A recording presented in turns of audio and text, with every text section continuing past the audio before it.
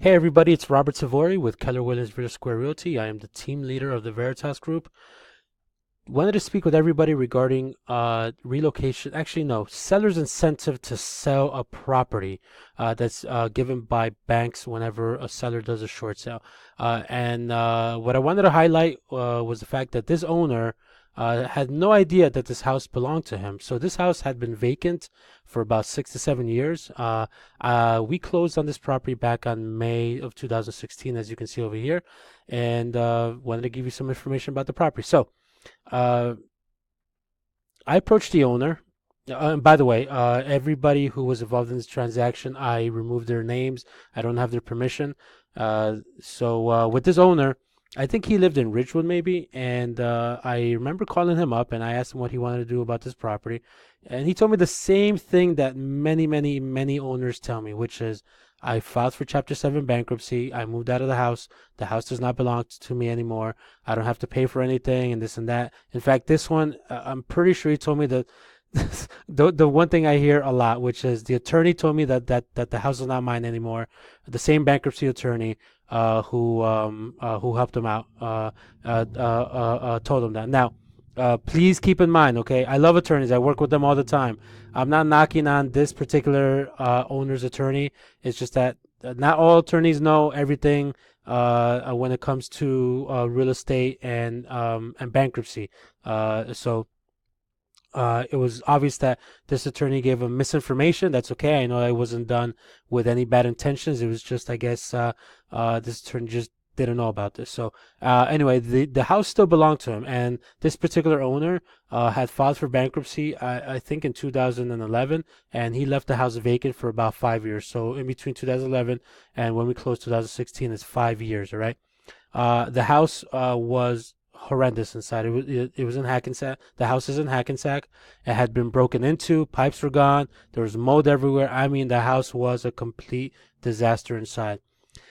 So the owner says, "Rob, it's not my house anymore. Do whatever you want with it. I don't want anything to do with it." So, as I'm speaking with him, he kind of understands that the house is actually still his. So we agree to meet up, and he signs the listing agreement and the listing packet and everything. And I told him that there is a possibility that the bank may give him an incentive to sell the property. Now, everybody, please keep this in mind. This is not applicable with every single short sale. However, the only way to find out is to actually begin the short sale. All right, and this I'm trying to reach out, especially to owners of vacant houses. All right, I know it seems unbelievable, but this is what happens. Okay, so with this house, the bank went out to the property. Once I began the short sale, the bank hired an appraiser. The appraiser went out to the property, and the appraiser said the property was worth $160,000. Now, I mean, this is in a neighborhood where there's huge houses, all right, and they were going for much more than $160,000. I mean, this house needed probably more than $160,000 just to repair. So just the amount to repair the house was more than what it was worth. But everything has a value, right? So so the bank wanted $160,000. There was a buyer who was interested in the property from another real estate agency. By the way, you see over here Nicholas Real Estate Agency. I was with Nicholas Real Estate Agency from 2010 to 2017. I'm now, as I mentioned earlier, with Keller Williams Real Square Realty. And the reason why you see Nicholas Real Estate Agency over here is because when I closed on this property, I was with them. Anyway, the house sold for $160,000. The bank that did the short sales, Caliber Home Loans, as you can see over here, of the $160,000, they agreed. The Caliber agreed to pay for all of the seller's expenses. Whenever there's a real estate transaction and there's obviously a buyer and a seller, they both have expenses that they have to pay for. But with a short sale, the seller never pays for anything, should not be paying for anything. And those expenses include the real estate commission, as you can see over here, the seller's attorney fee, as you can see over here, and the seller's the realty transfer tax, which is right here. Okay, I also got another $250 going towards the buyer's recording fees. The buyer was happy about that. I mean, it's not thousands of dollars, but hey, $250 is something, right? So I had all these items paid for by the bank, which will always get paid for, okay, minus this recording fee over here. Now, when we go up here, one thing that everybody will notice is that there was a relocation incentive, all right, to the seller. Actually, it should just have been just an incentive to the seller. The bank, for whatever reason, asked me to put in relocation incentive in there, even though nobody had been living there for a really long time. But what happened was that the bank just wanted to give the owner an incentive because this house was vacant for such a long time. The bank was paying, I mean, upwards of about $15,000 in taxes every single year for this property. Placed insurance on the property. Had to send somebody to maintain the property, to winterize it, even though it didn't need to be winterized, to cut the to maintain the lawn. I mean, so many things, for this property to be maintained. I mean, so many costs that are involved.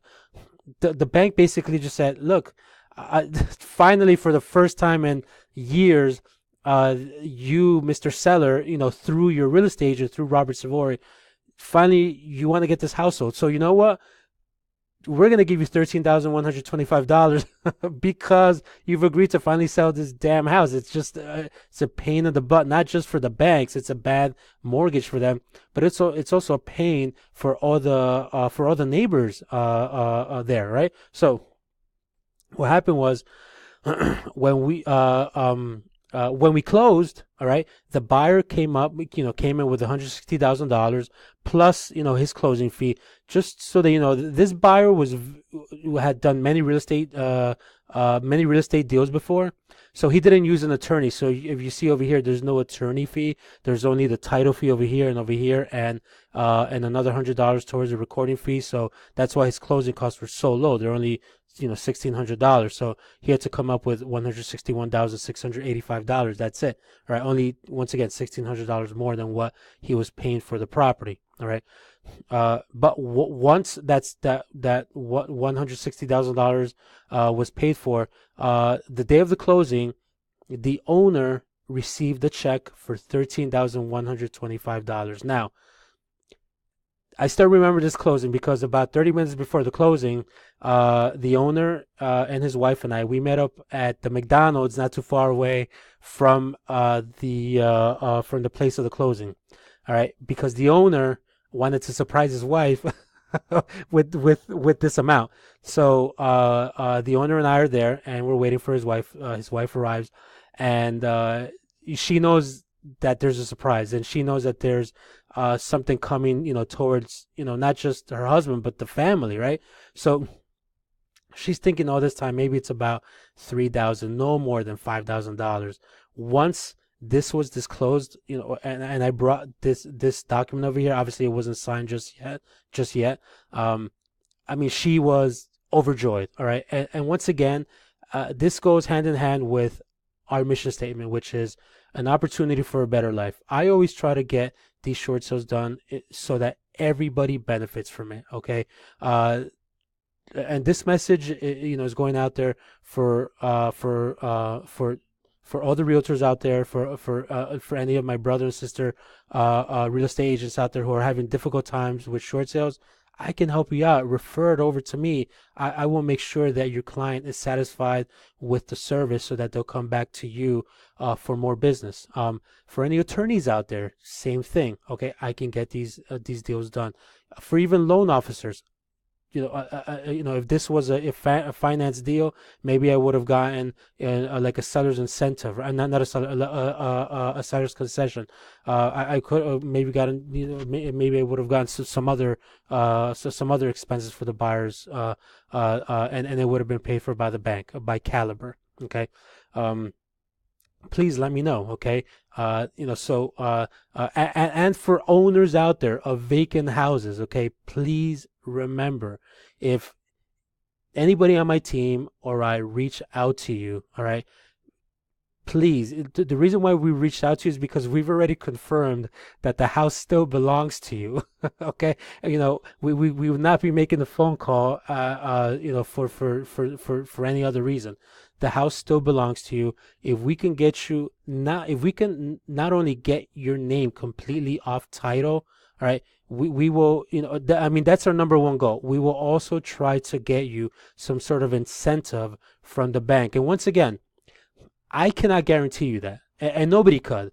But what I can guarantee you is that we will try. In fact, just so that you know, anytime we begin a short sale, we already have, when I mean we, my team processor and I, we already have in the HUD settlement statement, we have here money so that when the bank sees this settlement statement, they know that it's being requested, right?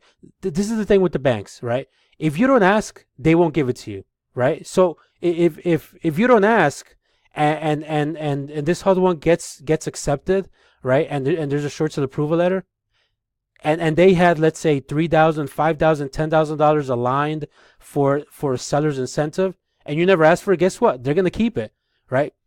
We don't work like that. We want to make sure that, once again, everybody benefits from this. Okay, so as you can see over here, the owner slash seller of this property received a $13,125 check when he sold this property. Okay, once again, this goes hand in hand with our mission statement of providing an opportunity for a better life for everybody who works with us. Okay, I hope to hear from you guys soon. Once again, for any sellers out there, owners who have vacant houses, please reach out to me. I would love to help you out with this. For anybody out there who maybe vacated their house a while ago and they're not sure if it's bank owned yet or not, and this and that, just let me know. I will check title and I will let you know if the house belongs to you or not.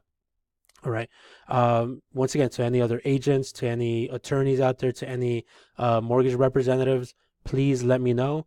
Once again, my phone number is 908-432-2526. If you do call me and I do not pick up, please leave a message and I will get back to you, or you could text me as well. All right. I hope to see everybody in the next video. Take care. Bye-bye.